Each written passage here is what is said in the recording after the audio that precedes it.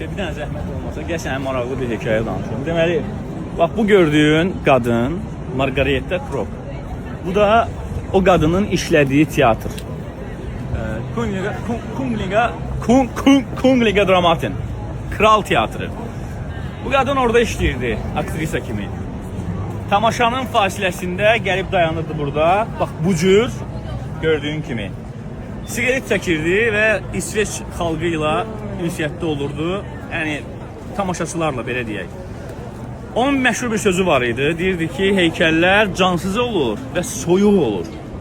2002-ci ildə onun heykəlini, yəni dünyasını dəyişəndən sonra onun heykəlini İsveç xalqı, bax bura İsveç dövləti həkk elədi ki, bir dənə bir zəhmət olmasa yaxınlaş heykələ.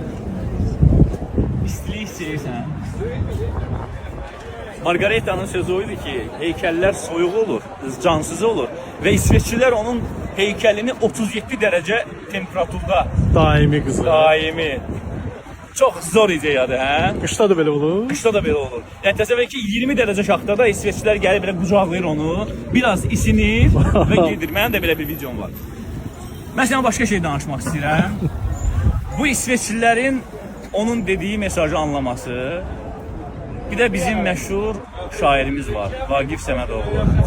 O nə deyirdi? O da deyirdi ki, mən öləndə məzarımın üstünə nə baş daşı qoy, nə də heykəl.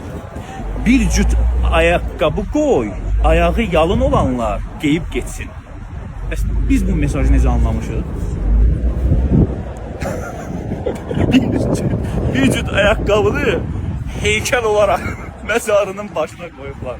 Fəxri xiyabanda. Bu bədbəxt necə geyib getsin bunu?